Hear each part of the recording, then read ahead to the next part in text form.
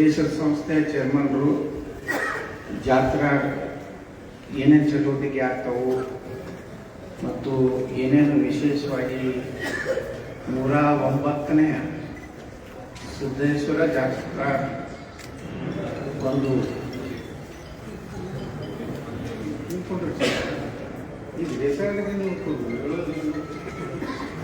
ಅದಕ್ಕೆ 109 ಜಾತ್ರೆ ವ್ಯವಸ್ಥಿತವಾಗಿ ನಡೆಯುವ ಸಲುವಾಗಿ ಈಗಾಗಲೇ ನಮ್ಮ ಸಿದ್ದೇಶ್ವರ ಸಂಸ್ಥೆಯಿಂದ ನಮ್ಮ ಚೇರ್ಮನ್ರು ಈಗಾಗಲೇ ಎಲ್ಲ ವಿವರಗಳನ್ನು ಕೊಟ್ಟಿದ್ದಾರೆ. ಈ ಒಂದು ಜಾತ್ರಾ ಕಮಿಟಿಯ ಚೇರ್ಮನ್ರು ನಮ್ಮ ಗುರು ಗಚ್ಚಿನ ಮಠ ಮತ್ತು ಎಲ್ಲ ಕಮಿಟಿ ಇದಕ್ಕಾಗಿ ಪ್ರತ್ಯೇಕವಾದ ಒಂದು ಕಮಿಟಿ ಇರ್ತದೆ. ಅದನ್ನೆಲ್ಲ ಜಾತ್ರಾ ಕಮಿಟಿಯವರು ಪೂರ್ತಿ ಜಾತ್ರೆ ನಡೆಸಿಕೊಡುವಂಥ ಜವಾಬ್ದಾರಿ ಅವ್ರದ್ದಿರ್ತದೆ. ಸಿದ್ದೇಶ್ವರ ಸಂಸ್ಥೆ ನಮ್ಮ ಆಡಳಿತ ಮಂಡಳಿಯವರು ಅವ್ರಿಗೆಲ್ಲ ರೀತಿ ಸಹಕಾರ ಕೊಟ್ಟು ಏನೇನು ಸಂಪನ್ಮೂಲಗಳು ಬೇಕು ಮತ್ತು ಯಾವ ರೀತಿ ವ್ಯವಸ್ಥೆ ಬೇಕು ನಮ್ಮೇನು ಸಂಕ್ರಮ ಜಾತ್ರಾ ಮಹೋತ್ಸವ ಕಮಿಟಿಯವರು ಏನು ಹೇಳ್ತಾರೆ ಅದರಂತೆ ಎಲ್ಲ ವ್ಯವಸ್ಥೆನ ಎಲ್ಲರೂ ಕೂಡಿ ಉತ್ತರ ಕರ್ನಾಟಕದಲ್ಲಿ ಅತ್ಯಂತ ಒಂದು ಪ್ರಸಿದ್ಧವಾದಂಥ ಜಾತ್ರೆ.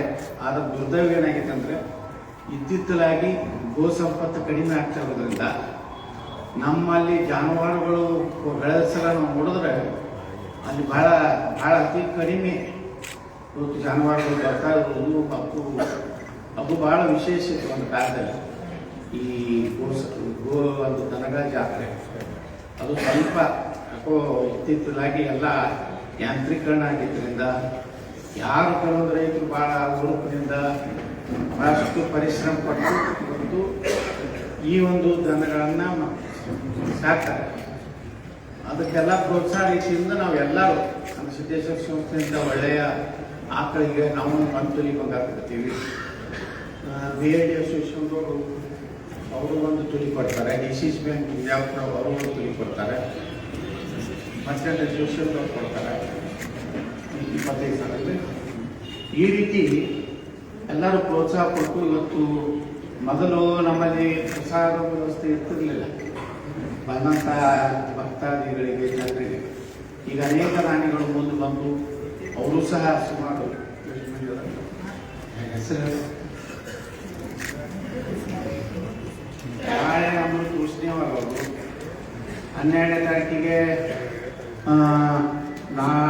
ಯಾರು ಕುಟ್ಟೂರು ಸಾವಳಿಗೆ ಬಾಂಡ್ ರೈಟರು ಅಲ್ಲಿಂದ 13ನೇ ತಾರೀಕಿಗೆ ಅನಿಲ್ ಅವಳೆ ಭಗೀರಥ ಡೆವಲಪರ್ಸ್ ಅವರು ಅರುಣ್ ಹುಂಡೇಕಾರ್ ಅವರು 15ನೇ ತಾರೀಕಿಗೆ ನಮ್ಮ 15ನೇ ತಾರೀಕಿಗೆ ನಮ್ಮ ಗುರು ಗಚ್ಚಿನ ಮಠರು ಸಿದ್ದೇಶ್ವರ ಬ್ಯಾಂಕ್ ನಿರ್ದೇಶಕರು ಮತ್ತು ಈ ಜಾತ್ರಾ ಸಮಿತಿ ಅಧ್ಯಕ್ಷರು. ಅದರ ಜೊತೆಗೆ ರಾತ್ರಿ ಅಲ್ಲೇ ನೀಲಕಂಠೇಶ್ವರ ದೇವಸ್ಥಾನದಲ್ಲಿ ಮಲ್ಲಿಕಾರ್ಜುನ ತೀಲಿ ಅಂತೇಳಿ ನಮ್ಮ ಸಿದ್ದೇಶ್ವರ ಪ್ರತಿ ವರ್ಷ ಶ್ರೀಶೈಲಕ್ಕೆ ಹೋಗುವಂಥ ಒಂದು ಯಾತ್ರಾ ಕಮಿಟಿಯವರು ಪಾದಯಾತ್ರಾ ಕಮಿಟಿಯವರು ಮಾಡ್ತಾರೆ. ಮತ್ತು ಕೊನೆಯ ದಿವಸ ಅಂದರೆ 20ನೇ ತಾರೀಕಿಗೆ ಕೊನೆಯ ಸಮಾರೋಪ ಇದ್ದಾಗ ಅದಕ್ಕೆ ಕಪಡ ಯೋಜಿಸೋದು ಅಂತೇಳಿ ಮರಾಠಿ ಒಳಗೆ ಹೇಳ್ತಾರೆ. ಕನ್ನಡದಾಗ ನಾವು ಅದನ್ನು ಏನು ಇದಕ್ಕೆ ಅಲಂಕಾರ ಮಾಡಿರ್ತೀವಿ ನಂದಿ ಕೋಲದ ಎಲ್ಲ ಆ ಅಲಂಕಾರ ತೆಗೆದು ಮತ್ತೆ ಅದರ ಸ್ಥಾನಕ್ಕೆ ಉಪಯೋಗಿಸುವಂಥದ್ದು ಒಂದು ಕಾರ್ಯಕ್ರಮ ಆಗ್ತದೆ. ಅವತ್ತು ಸುಮಾರು ಒಂದು 8-10 ಮಂದಿ ಏನು ಪ್ರಸಾದ ತಗೋತಾರೆ. ಅದ್ರದ್ದು ನಮ್ಮ ಸಾಹೇಬಣ್ಣ ಬೋಯಿಯವರು ಮಹಾದಾನಿಗಳು ಬಿಜಾಪುರದ ಸಿದ್ದೇಶ್ವರ ಬ್ಯಾಂಕಿನ ನಿರ್ದೇಶಕರು ಅವರು ಸುಮಾರು ಎಲ್ಲ ರೀತಿ ಅಂದರೆ ಇದು ಒಂದು ದಿವಸದ ಪ್ರಸಾದ ಅಂದರೂ ಕಡಿಮೆ ಇಲ್ಲ. ಸುಮಾರು 3-4 ಲಕ್ಷ ರೂಪಾಯಿದಷ್ಟು ಪ್ರಸಾದ ಆಗ್ತದೆ. ಯಾಕಂದ್ರೆ ಇಡೀ ಜಾತ್ರೆಗೆ ಬಂದ ಮೊದಲ ಪದ್ಧತಿ ಇರಲಿಲ್ಲ. ನಾವು ಪ್ರಾರಂಭ ಮಾಡಿದಾಗ ಯಾರು ಕೊಡ್ತಾರೋ ಇಲ್ಲೋ ತರಿಸ್ತಿತ್ತು. ಈಗೆಲ್ಲ ಇವತ್ತು ಪ್ರಸಾದ ಸಲುವಾಗಿ ನಾವು ತೃಪ್ತಿಗೊಳಿಸಬೇಕಂತೇಳಿ ಮಾಡ್ತಾ ಇದ್ದಾರೆ. ಎಲ್ಲ ದಾನಿಗಳಿಗೂ ನಾನು ಸಂಸ್ಥೆ ಅಧ್ಯಕ್ಷನಾಗಿ ಅಭಿನಂದನೆ ಸಲ್ಲಿಸ್ತೀನಿ. ಇನ್ನೊಂದು ವಿಶೇಷ ಏನಂದರೆ ಸಿದ್ದೇಶ್ವರ ಸಂಸ್ಥೆ ಇಷ್ಟು ಬೆಳೆದಿದೆಯಲ್ಲ, ಇವತ್ತು ಸಾರ್ವಜನಿಕ ಒಂದು ಇದರಲ್ಲಿ ಶಿಕ್ಷಣ ಸಂಸ್ಥೆಗಳಲ್ಲಿ ನಾವು ಭಾಳ ದೊಡ್ಡ ಸಂಸ್ಥೆಯಾಗಿ ಬೆಳೆದಿದ್ದೀವಿ. ಇವತ್ತು ಪ್ರಿ KGದಿಂದ ನಾವು 10th degree college, law college, ಅಲ್ಲಿಂದ ಈಗ ಅಗ್ರಿಕಲ್ಚರ್ ಕಾಲೇಜ್ ಪ್ರಯತ್ನ ಮಾಡ್ತಾ ಇದ್ದೀವಿ. ಅದೇ ರೀತಿ ಮೆಡಿಕಲ್ ಕಾಲೇಜ್ ಪ್ರಯತ್ನ ಮಾಡ್ತಾ ಇದ್ದೀವಿ, ವೆಟರ್ನರಿ ಕಾಲೇಜ್ ಪ್ರಯತ್ನ ಮಾಡ್ತಾ ಇದ್ದೀವಿ. ಇದರಿಂದ ನಮ್ಮ ವಿದ್ಯಾರ್ಥಿಗಳು ಹೊರಗೆ ಹೋಗುವಾಗ ಸಿದ್ದಸಿರಿ ಲಾ ಕಾಲೇಜು ಒಂದು ಒಳ್ಳೆಯ ಲಾ ಕಾಲೇಜಾಗಿ ಇವತ್ತು ವಿಜಯಪುರದಲ್ಲಿ ಇವತ್ತು ಈ ವರ್ಷನೇ ಪ್ರಾರಂಭ ಮಾಡಿದೆ. ಈ ರೀತಿ ಸಿದ್ದೇಶ್ವರ ಸಂಸ್ಥೆ ಆಸ್ತಿ ಈ ಮೊದಲು ಸುಮಾರು ಎಷ್ಟಿತ್ತು ವ್ಯಾಲ್ಯೂಷನ್ ಮಾಡೋದು ಅವಾಗ 1 ಕೋಟಿ 1.5 ಕೋಟಿ ರೂಪಾಯಿ ಆಸ್ತಿ ಮೌಲ್ಯ ಇತ್ತು. ಇವತ್ತು ನಮ್ದು 450 ಕೋಟಿ ರೂಪಾಯಿ ಆಸ್ತಿ, ಸುಮಾರು 150 ಎಕರೆ ಜಮೀನು, ಇವತ್ತು ದೊಡ್ಡದಾದಂಥ ಗೋಶಾಲೆ. ಬಹುಶಃ ಕರ್ನಾಟಕದಲ್ಲಿ ಯಾವುದೇ ಮಠಾಧೀಶರು ಇಲ್ಲ, ಯಾವ ಸಂಸ್ಥೆ ಇಲ್ಲ. ಸುಮಾರು 1,500 ಆಕಳುಗಳು, ಅದರ ಉತ್ಪನ್ನಗಳು ಎಲ್ಲ ಸಿದ್ದೇಶ್ವರ ಸಂಸ್ಥೆ ಒಂದು ಧಾರ್ಮಿಕ ಸಂಸ್ಥೆ ಜೊತೆಗೆ ಎಲ್ಲ ಕ್ಷೇತ್ರದಲ್ಲಿ ಇವತ್ತು ನಮ್ಮ ಸಂಸ್ಥೆ ಒಳ್ಳೆಯ ಕೆಲಸ ಮಾಡ್ತಾ ಇದೆ. ವಿಶೇಷವಾಗಿ ನಾವು ಮೊನ್ನೆ ನಮ್ಮ ಪೂಜ್ಯ ಕೊಪ್ಪಳದ ಜಗದೀಶ್ವರ ಮಹಾಸ್ವಾಮಿಗಳು ಮತ್ತು ನಮ್ಮ ಭೂಸಾರ ಮಠ ಸ್ವಾಮಿಗಳನ್ನು ಅವರ ಪವಿತ್ರ ಹಸ್ತದಿಂದ ಇದನ್ನು ಪ್ರಾರಂಭ ಮಾಡಿದ್ದು ಅನ್ನದಾಸೋಹ. ಇಲ್ಲಿ ಕೆಳಗಡೆ ಸುಮಾರು ದಿನ ಒಂದು 500 ಜನ ಪ್ರಸಾದ ವ್ಯವಸ್ಥೆ ಮಾಡಿದ್ವಿ. ಅಷ್ಟೇ ಅಲ್ಲ, ಇದೇನು ನಾವು ಕಟ್ಟಿದ್ದೀವಿ ಕಟ್ಟಡ ಸುಮಾರು 15 ಕೋಟಿ ರೂಪಾಯಿ ನಾವು ಖರ್ಚು ಮಾಡಿ ಕೊಟ್ಟಿದ್ದೀವಿ. ಇನ್ನೊಂದು ವಿಶೇಷ ಏನಂದ್ರೆ ದಿನಾನು ಅನ್ನದಾಸೋಹ ನಾವು ಮಧ್ಯಾಹ್ನದಲ್ಲಿ ಯಾರೇ ಯಾತ್ರಿಕರಿಗೆ, ಅದ್ರ ಜೊತೆಗೆ ಎಷ್ಟೋ ಮಂದಿ ಬಿಜಾಪುರ ನಗರದಲ್ಲೇ ಮನೆ ಇದ್ರು, ತಂದೆ ಇದು ಮಕ್ಕಳಿದ್ರು, ಕೆಲವು ಮಂದಿ ಸರಿಯಾಗಿ ನೋಡ್ಕೊಳ್ಳಾರ್ದಕ್ಕೆ ಅನೇಕರು ಪಾಪ ಬಂತು ಇಲ್ಲೇ ಪ್ರಸಾದ ತಗೊಂಡು ಅವ್ರೂ ಸಂಖ್ಯೆ 150 ಇದೆ. ನಮ್ಮ ನಗರದಲ್ಲಿ ಅನೇಕರು ಪಾಪ ಬರ್ತಾರೆ. ಒಳ್ಳೆ ವ್ಯವಸ್ಥೆ ಇದ್ದವ್ರೆ, ಅನುಕೂಲಿಸಿದ ಕುಟುಂಬದವ್ರೆ. ಆ ದುರ್ದೈವ ಅಂದ್ರೆ ಈಗ ಮಕ್ಕಳು ಸರಿಯಾಗಿ ನೋಡ್ಲಾರ್ದಕ್ಕೂ ಪಾಪ ಖುಷಿ ಪಡ್ತಾರೆ. ನಾವೆಲ್ಲ ಆಡಳಿತ ಮಂಡಳಿಯವ್ರು ಹೇಳ್ತಿರ್ತಾರೆ, ಇಲ್ಲ ಭಾಳ ಒಳ್ಳೆ ಕೆಲಸ ಮಾಡಿದ್ರೆ ನಮಗೆ ಮನೆ ಸರಿಯಾಗಿ ನೋಡ್ಕೊಳ್ಳಾರ್ದಕ್ಕೆ ನಮ್ಮ ಇದು ವಾಸ್ತವಿಕವಾದ ಸತ್ಯ ಸಂಗತಿ. ಅದ್ರ ಜೊತೆಗೆ ಇವತ್ತು ಸಾಕಷ್ಟು ಜನ ಇವತ್ತು ವಿಜಯಪುರದ ಇವೇನು ಪ್ರವಾಸಿ ಯುವಕರು, ನಮ್ಮ ವಿದ್ಯಾರ್ಥಿಗಳು ಬರ್ತಾರೆ, ನಮ್ಮ ಹೆಣ್ಮಕ್ಳು ಬರ್ತಾರೆ. ಅವ್ರಿಗೆ ಬಂದಾಗ ಎಲ್ಲಿರ್ಬೇಕು ಅನ್ನೋದೇ ಒಂದು ದೊಡ್ಡ ಸಮಸ್ಯೆ. ಯಾಕಂದ್ರೆ ಎಲ್ಲ ಬಡ ಶಿಕ್ಷಣ ಸಂಸ್ಥೆಗಳು, ಸರ್ಕಾರಿ ಕನ್ನಡ ಶಾಲೆಯಲ್ಲಿ ಕಲಿಯುವಂಥ ಮಕ್ಕಳು ಪ್ರವಾಸ ಕಾರ್ಯಕ್ರಮ ಮಾಡ್ತಾರೆ. ಅವ್ರಿಗೆ ಇರ್ಲಿಕ್ಕೆ ಎಲ್ಲೂ ಉಚಿತವಾದಂಥದ್ದು ಒಂದು ಒಳ್ಳೆ ಕೆಲಸ ಸಿಗುವುದಿಲ್ಲ. ಅವ್ನ ಮ್ಯಾಗ 5ನೇ ಫ್ಲೋರ್ನಾಗ ಇವತ್ತು ಯಾವುದೇ ಹಳ್ಳಿ, ಯಾವುದೇ ಕರ್ನಾಟಕ ಮಹಾರಾಷ್ಟ್ರ ಯಾವುದೇ ಕಡೆಯಿಂದ ಮಕ್ಕಳು ಬಂದರೆ ಮ್ಯಾಲೆ ಇರಲಿಕ್ಕೂ ನಾವು ವ್ಯವಸ್ಥೆ ಮಾಡಿದ್ವಿ. ಸುಮಾರು ಒಂದು 500 ಮಕ್ಕಳು ನಮ್ಮಲ್ಲಿ ಇರ್ಬೋದು. ರಾತ್ರಿ ಬಂದರೆ ಅವರಿಗೆ ಪ್ರಸಾದ ವ್ಯವಸ್ಥೆ ಮಾಡ್ತೀವಿ. ಏನು ಹೋಗೋ ಮುಂದೆ ಸ್ನಾನ ಮಾಡಿ ಏನು ಉಪ್ಪಿಟ್ಟು ಯಾವುದೋ ಒಂದು ಚಹಾ ಮಾಡ್ಬೇಕು, ಅವ್ರನ್ನೂ ನಾವು ವ್ಯವಸ್ಥೆ ಮಾಡ್ತೀವಿ. ಇದು ಭಾಳ ಅವಶ್ಯಕತೆ ಇದೆ ವಿಜಯಪುರದಲ್ಲಿ. ಮತ್ತು ನಮ್ಮ ಗೋಶಾಲೆಯಲ್ಲೂ ಸಹಿತ ಯಾರೇ ಪಾದಯಾತ್ರೆಗಳು ಮತ್ತು ಮಂತ್ರಾಲಯಕ್ಕೆ ಹೋಗೋರು ಬರ್ತಾರೆ, ನಮ್ಮ ಜೈನ ಮುನಿಗಳು ಬರ್ತಾರೆ, ಮತ್ತು ಅನೇಕ ದತ್ತರಿಗೆ ಬಾದಾಮಿಗೆ ಹೋಗೋರು ಬರ್ತಾರೆ, ಗುಡಾಪುರದ ಆನಂದೇವಿಗೆ ಹೋಗೋರು ಬರ್ತಾರೆ. ಎಲ್ಲ ಪಾದಯಾತ್ರೆಗಳು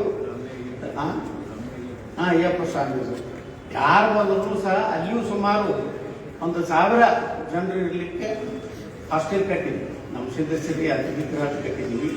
ರಾತ್ರಿಯಲ್ಲಿ ಇರ್ಲಿಕ್ಕೆ ಎಲ್ಲ ವ್ಯವಸ್ಥೆ ಮಾಡ್ತೀವಿ.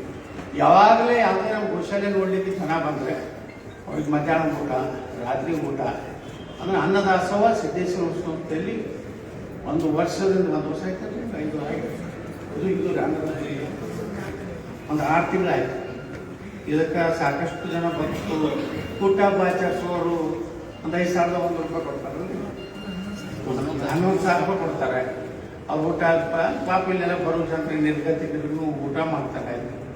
ಅವರು ಗೋಶಾಲೆಯಲ್ಲೂ ಬಂದು ಇವತ್ತು ಅಲ್ಲಿ ಊಟ ಆಚರಿಸ್ಕೊಳ್ತಾರೆ. ಅವರು ತಮಗೇನು ಸಾಧ್ಯ ಆದಷ್ಟು ಕಾಣಿಕೆ ದೇವರಿಗೆ ಕೊಟ್ಟು ಅಂದ್ರೆ ಸಿದ್ದೇಶ್ವರ ಸಂಸ್ಥೆ ಬರೇ ಕೆಲವು ಮಂದಿ ತಲೆಯಾಗಿತ್ತು ಇದೊಂದು ಕಮರ್ಷಿಯಲ್ಲು, ಇವ್ರು ರೊಕ್ಕ ತೊಗೊಂಡು ಏನು ಮಾಡ್ತಾರೆ, ಬರೀ ಊರಿನ ಕಟ್ಟಿಗೆ ಕೊಡೋರೆ 5 ರೂಪಾಯಿ ಬಟ್ಟಿ ಕೊಡ್ತಿದ್ರು. ಅದು 5 ರೂಪಾಯಿ ಬಟ್ಟಿ ಅಂತಾರಂದ್ರೆ ಅದು ಬ್ರ್ಯಾಂಡೆ ಇದು ಹಚ್ಚುತ್ತೆ. ಅದಕ್ಕೆ ಅರ್ದಿತ್ತು ನಡ್ಬೇಕು ಟ್ಯಾಕ್ಟಿಗೆ ಹಚ್ಚಿದ ಅವನೇ ಭಾಳ ಕಾಯ್ದೆ ಕೇಳ್ತಿದ್ದ. 100 ಕೊಟ್ಟವ್ 1000 ಕೊಟ್ಟವ್ ಮಾತಾಡ್ತಿದ್ದಿಲ್ಲ. 5 ರೂಪಾಯಿ 2 ರೂಪಾಯಿ ಅವಾಗ 2 ರೂಪಾಯಿ ಕೊಡ್ತಿದ್ದಾರೆ. ಕಾನೂನು ಕೇಳ್ಬೇಕು ಅವರು. ಎಲ್ಲ ರೂಪಾಯಿ ಏನು ಮಾಡ್ತೀವಿ, ಏನು ಮಾಡ್ತೀವಿ ಜನರಿಗೆ ಹೊಡಿಕೊಂಡಾಗ ನಮ್ದೇನೇನು ಯಾರ ಡೈರೆಕ್ಟರ್ಗಳಿಗೆ ಕಮಿಷನ್ ಹೊಡಿದಿಲ್ಲ, ಕೊಡೋದಿಲ್ಲ. ಅದಕ್ಕೆ ನಾನು ಯಾಕೆ ಹೇಳ್ತೇನೆ ಅಂದರೆ ಮಾಧ್ಯಮದವ್ರಿಗೆ ಇದು ಎಲ್ಲನೂ ಕಲ್ಪನೆ ಇಲ್ಲ. ಅನೇಕ ಸಲ ಇಲ್ಲಿ ನಿಮಗೂ ಯಾರು ಫೋನ್ ಮಾಡ್ತಾರೆ, ನಮ್ಮ ಊರಿನಿಂದ ಸಾಲ ಮಕ್ಕಳು ಬರ್ಲಾಕತ್ತಾರೆ, ನಿಮ್ಮಲ್ಲಿ ಏನು ವ್ಯವಸ್ಥೆ ಇತ್ತು. ನಾವು ಇಲ್ಲಿ ಮೇಲೆ ಎಲ್ಲ ವ್ಯವಸ್ಥೆ ಮಾಡಿದ್ವಿ. ಗೋಶಾಲದಾಗ ಇಲ್ಲಿಕ್ಕೆ ಚೆನ್ನಾಗಿ ಆಗ್ತದೆ, ಗೋಶಾಲದೂ ಇರಬೇಕು. ಇವತ್ತು ಜ್ಞಾನಯೋಗಾಶ್ರಮದ ಗುರುವಂದನ ಕಾರ್ಯಕ್ರಮ ಆಗ್ತದೆ, ಅವಾಗೂ ನಾವು ಇರ್ಲಿಕ್ಕೆ ಅಂದ್ರೆ ಈ ಕಟ್ಟಡ ಕಟ್ಟಿದ ಉದ್ದೇಶ 100ಕ್ಕೆ 100 ಸಾರ್ವಜನಿಕ ಉದ್ದೇಶ. ಇವತ್ತು ಕಲ್ಯಾಣ ಮಂಟಪನೂ ಇದೆ, ಅಲ್ಲಿಂದ ಎಲ್ಲ ದಾನಿಗಳು ತೋಟ ಹಾಕಿದ್ದೀವಿ. ಇವರೆಲ್ಲ 1 ಲಕ್ಷ 1,000 2 ಲಕ್ಷ ಕೊಟ್ಟಂತ ಎಲ್ಲ ತಂದೆ ತಾಯಿಗಳು ಸ್ಮರಣೆ ಇರಲಿ ಅಂತೇಳಿ ಇವತ್ತು ಅದನ್ನು ನಾವು ಇಲ್ಲಿ ಮಾಡಿದ್ದೀವಿ. ಇದಕ್ಕೆ ಸುಮಾರು ಅದರಿಂದ ಒಂದು 2 ಕೋಟಿ ರೂಪಾಯಿ ಇದಕ್ಕೆ ನಮ್ಗೆ ಸಂಗ್ರಹ ಆಗಿದೆ.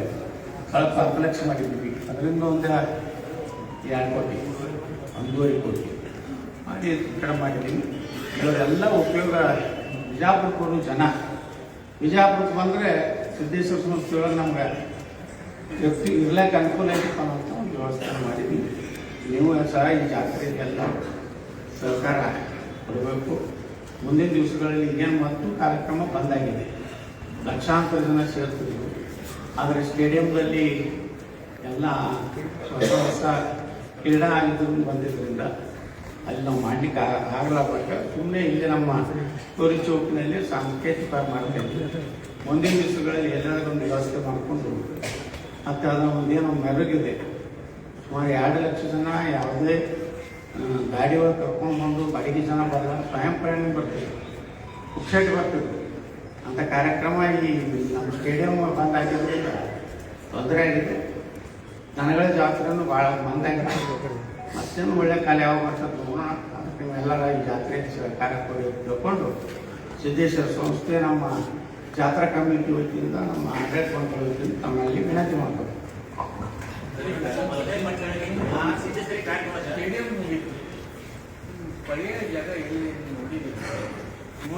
ಅದೇ ಈಗ ಅದು ಬೇಳಿ ಮುಂದೊಂದು 28 ಎಕರೆ ಐತೆ. ಅದು ವಕ್ಫದಲ್ಲಿ ನಡೆದಿತ್ತು, ಅದನ್ನೆಲ್ಲ ಮುಗಿಸಿ ಈಗಾಗಲೇ ತಿದ್ದುಪಡಿ ಆಗಿದೆ. ಅವೆಲ್ಲ ವಾಪಸ್ ತಗೊಳಕತ್ತೀವಿ. ನಮ್ಗೆ ಅಲ್ಲೇ ಏನೋ ಒಂದು ಇನ್ನೊಂದು ಸ್ಟೇಡಿಯಂ ಮಾಡಬೇಕಾಗ್ತೈತಿ. ಉಸ್ತುವಾರಿ ಮಂತ್ರಿಗಳಿಗೆ ಹೇಳಿದ್ದೀವಿ, ಆದಷ್ಟು ಬೇಗನೆ ಅದೊಂದು 10 ಎಕರೆ ಸ್ಟೇಡಿಯಂ ಕೊಡ್ತಾರೆ. ಅದರಲ್ಲಿ ನಾವು ಬರೀ ಕ್ರಿಕೆಟ್ ಇಂಥವು ಏನು ಸೈಕ್ಲಿಂಗ್ ನಾವು ವೆಲೋಡ್ರೋಮ್ ಅಲ್ಲಿ ಹೋಯ್ತು. ಈಗಿಲ್ಲ ಏನಂದ್ರೆ ನಾವು ಕ್ರಿಕೆಟ್ ಹಾಕಿ ಅಂತದ್ದು ಕೊಟ್ಟು ನಮ್ಮ ಮತ ಹಚ್ಲಕ್ಕೂ ನಮ್ಮ ಗುಡಿ ಸಮೀಪ ಆಗ್ತದೆ. ಅದನ್ನು ನಾವು ಪ್ರಯತ್ನ ಮಾಡ್ತೀವಿ.